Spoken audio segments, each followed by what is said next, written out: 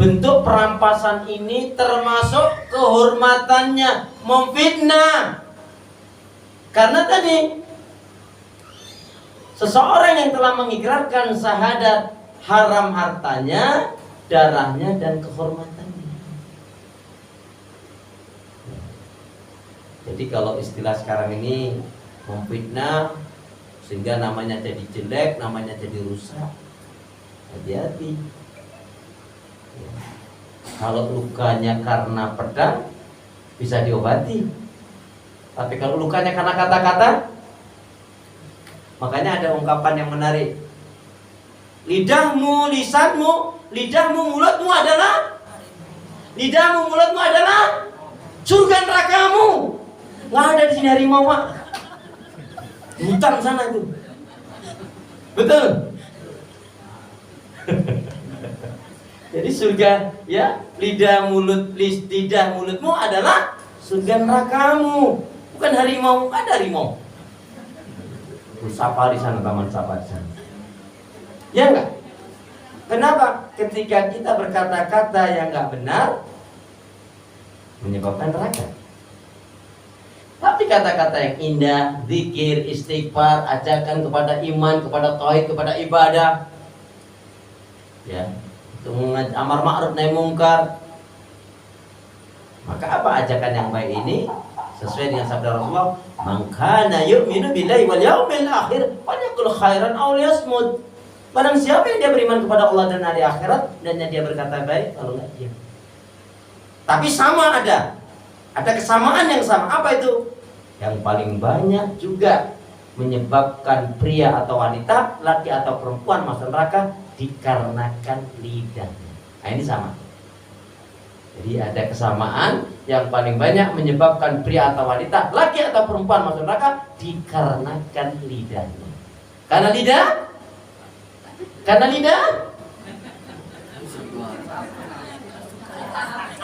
Ini nggak biasa aja.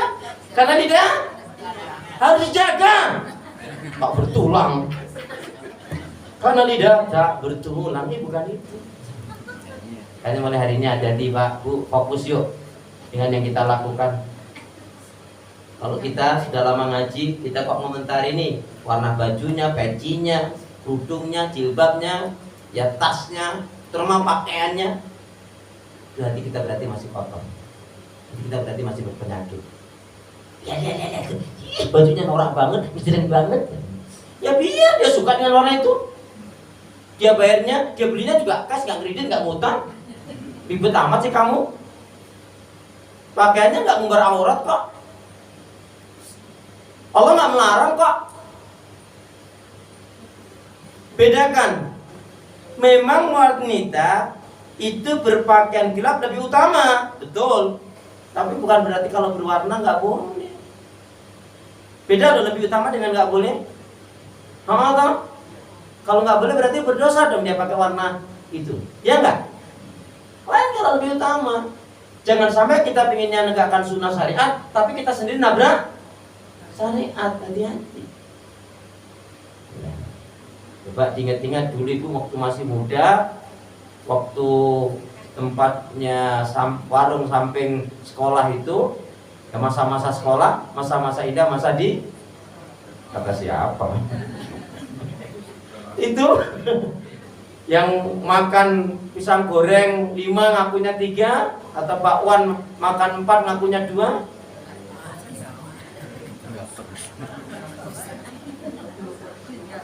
Halo, itu kerampas loh itu. Dan yang seperti itu termasuk minal nyolongin. Ya, ngapusin. Udah kata aja istighfar. Gak apa-apa, istighfar. Kayaknya udah gak ketemu orangnya. Infak, bismillah. Ya Allah, ini saya infak atas nama ya Budi Paitun itu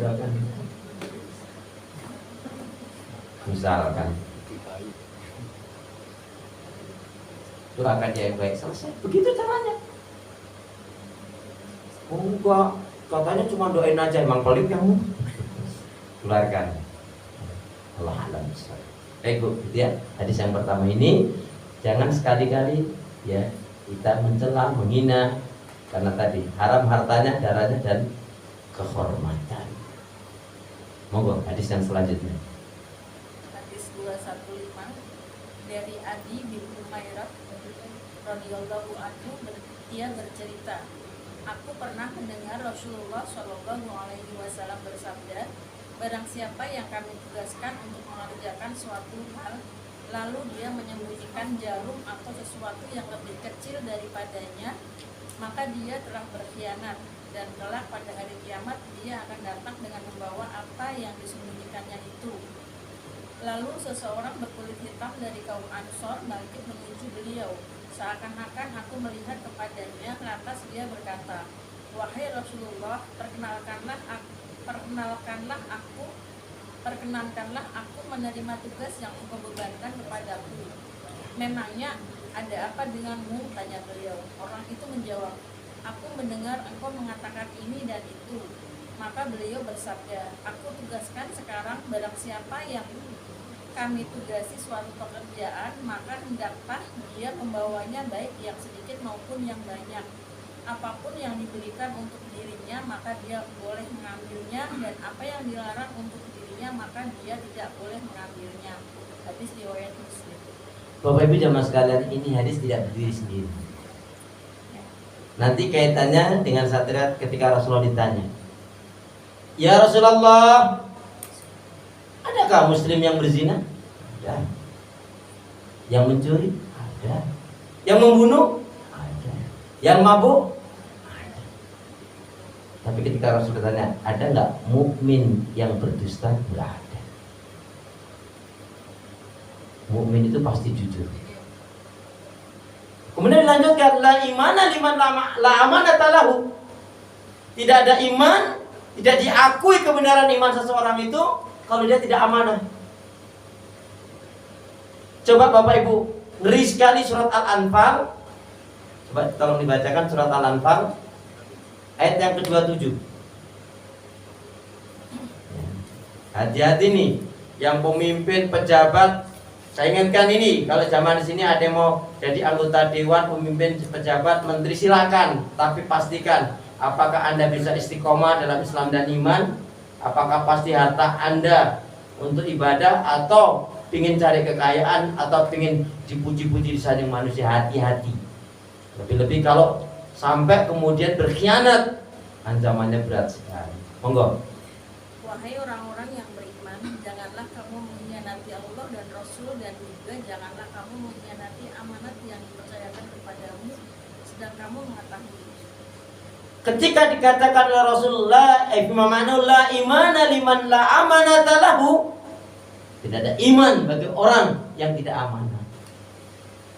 Maka hal itu kemudian sahabat Abdurrahman bin Auf menangis. Karena sebelumnya sahabat Abdurrahman bin Auf minta kepada Rasulullah, ini sahabat-sahabat dapat kedudukan, dapat jabatan, kok saya tidak dikasih ya Rasul? Fa'innaka dhaifun, kamu itu lemah. Bahasa biasa, kamu itu lemah, kamu itu nggak bisa memimpin, dan kepemimpinan itu akan berat pertanggungjawabannya. Dan paling banyak pemimpin yang menipu, berbuat kezaliman, dia akan mendapatkan azab yang sangat pedih, yang sangat berat di akhirat nanti. Sejak itulah Abdurrahman bin Auf tidak pernah berharap untuk mendapatkan jabatan. Makanya ketika wafatnya Rasulullah, ya, kemudian dilanjutkan dengan Abu Bakar. Nah, ketika Umar memimpin, yaitu siapa yang menentukan pemimpin ini? Di antara 12 itu, sahabat Abdurrahman bin Auf, saya mau sebagai Dewan Syuro saja, artinya untuk bagian memberikan arahan nasihat. Tapi jangan bebani saya, dan saya tidak akan pernah mau ditunjuk apapun, apa khalifah atau apa. Nah, hadis ini juga nanti kaitannya dengan hadis yang lain dalam peperangan itu, Bu. Seseorang ini dinyatakan di ahli surga. wa bil jannah, wa bil jannah. Tapi ternyata naudzubillah min dzalik, dia mati diketahui dia ngumpetin rampasan perang, ya. Jadi ternyata bahwa finnar, dia di neraka. Nah, ini artinya ketika dalam jihad pun orang salah niat, tujuannya apa, tidak benar caranya, hati-hati. Laisa minna man ghassa. Bukanlah dari umatku, bukanlah dari golonganku siapa yang dia curang, yang dia nggak jujur, yang dia termasuk mengambil. Nah, termasuk ada, saya lupa namanya, ketika seseorang ini adalah golongan dia munafik, yaitu ketika dia menganggap Rasulullah membagikan ghanimah, kemudian orang ini mengatakan, "Wahai Muhammad, yang adil dong." Maka Rasul, siapa lagi yang lebih adil dari aku? Dan ternyata orang ini di belakang hari kematiannya, naudzubillah, tadi saya mengatakan dia mengambil rampasan perang. Jadi walaupun itu anak panah kah, tombak kah, pedang kah, cincin kah, atau emas kah, ya, tapi dengan pencurian yang tidak halal, sebelum dibagian dia sudah ngambil sendiri, maunya sendiri, yang itu bukan termasuk haknya, maka ini termasuk akan menyebabkan dia berat mendapatkan hasil. Jadi ini kaitannya nanti dengan amanah Bapak Ibu. Selain mengambil haknya orang lain, tidak dengan jujur, ya. Makanya seseorang itu diuji deh kejujurannya bagaimana. Suami istri juga diuji kejujurannya. Biasanya Bapak Ibu yang suka berdusta itu suami atau istri?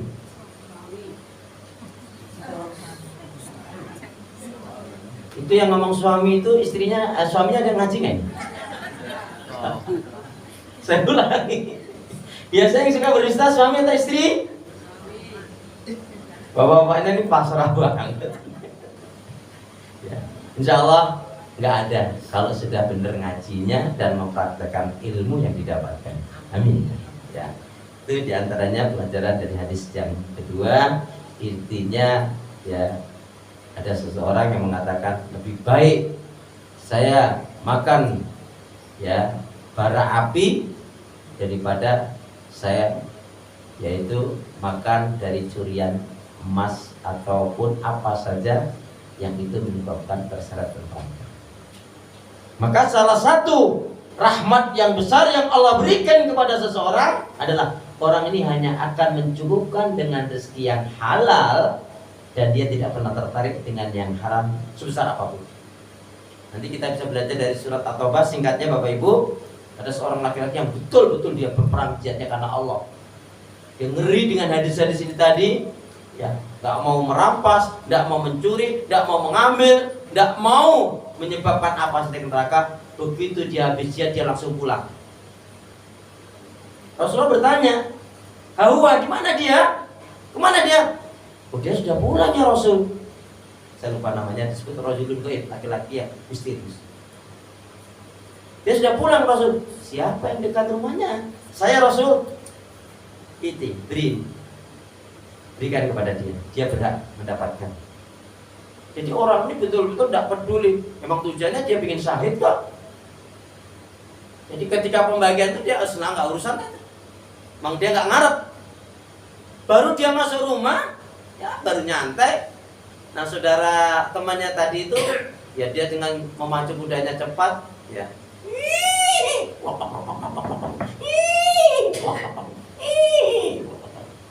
Ini, "Assalamualaikum." "Waalaikumsalam." "Ada apa?" "Hadza min Rasul." Ini ada dari Rasul. "Apa ini?" "Dulu aku itu jihad bukan tuh ini loh." "Ya, terserah kamu. Wong ini Rasul mengamanahi aku, ya. Aku harus berikan kepada kamu. Kalau kamu nggak suka, kembalikan saja kepada Rasul. Amanahnya Rasul harus aku tunaikan."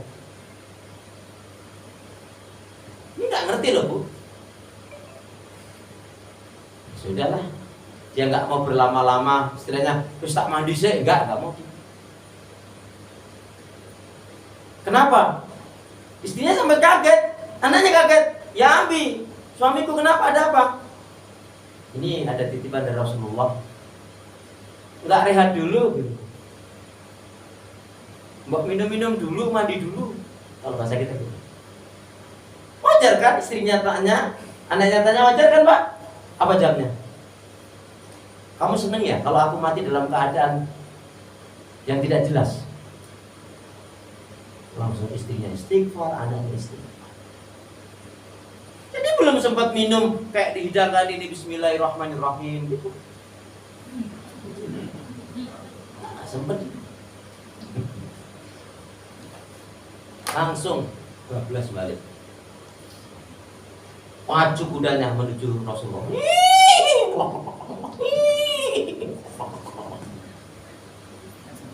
Sampai di depan Rasulullah dia turun, ya Rasulullah, mahadi ya Rasul. Apa ya ini Rasul? Ini apa ya Rasul?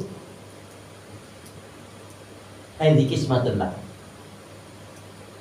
Ini adalah bagianmu. Rasulullah, ya Rasul, saya ini berperang berjihad bukan untuk ini ya Rasul. Saya itu pingin dalam peperangan ini anak tombak atau panah mengenai dada saya ya Rasul, dan saya mati di saat itu ya Rasul.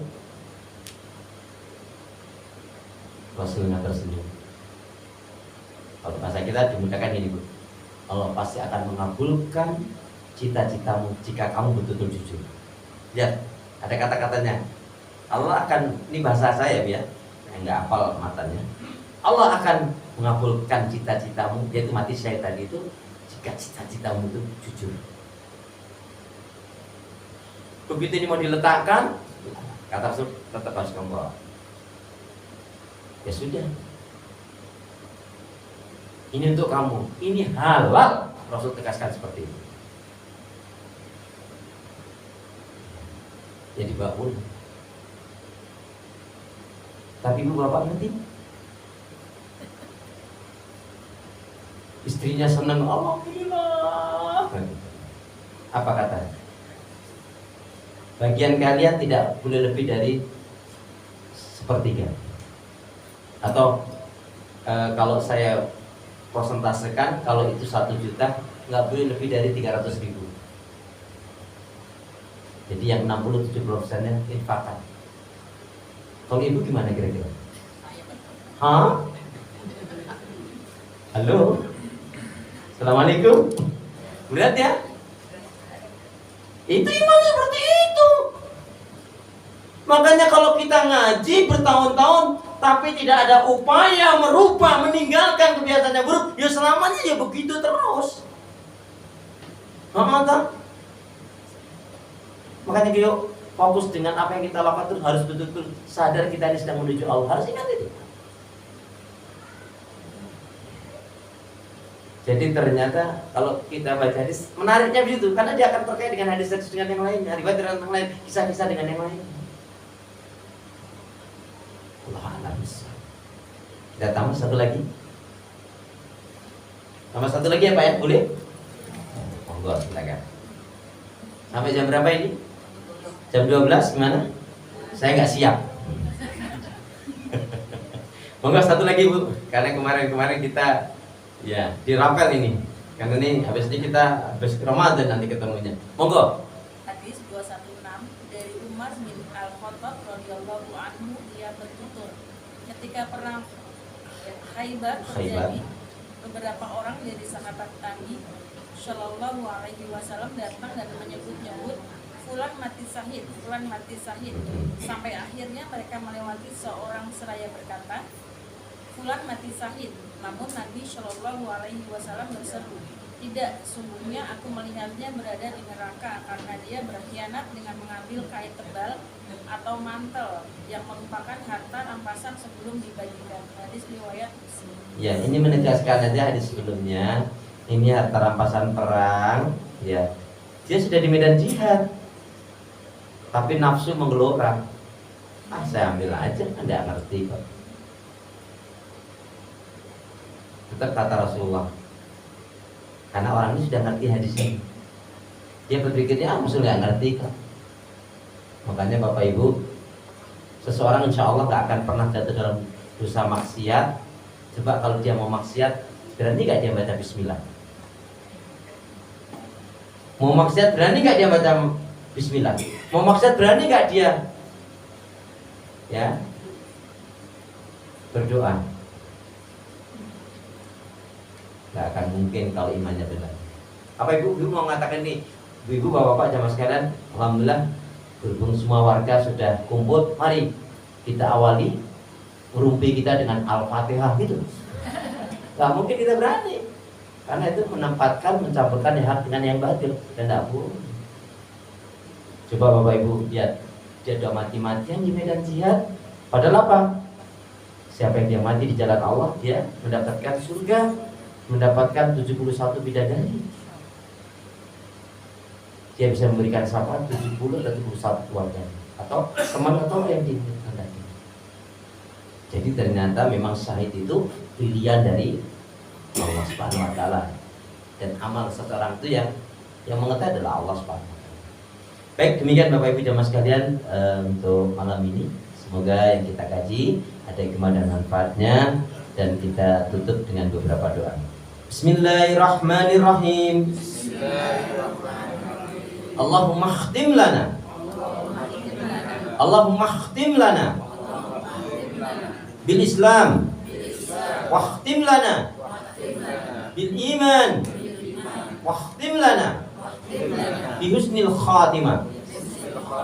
Ya Allah, akhirilah kehidupan kami dengan Islam, dan akhirilah kehidupan kami dengan iman, dan akhirilah kehidupan kami dengan husnul khatimah. Yang kedua, doa untuk diri dan keluarga. Ya Allah ya Arhamar Rahimin, tetapkanlah aku dan keluargaku untuk istiqomah di atas petunjuk hidayahmu, dan jauhkanlah segala keburukan dan fitnah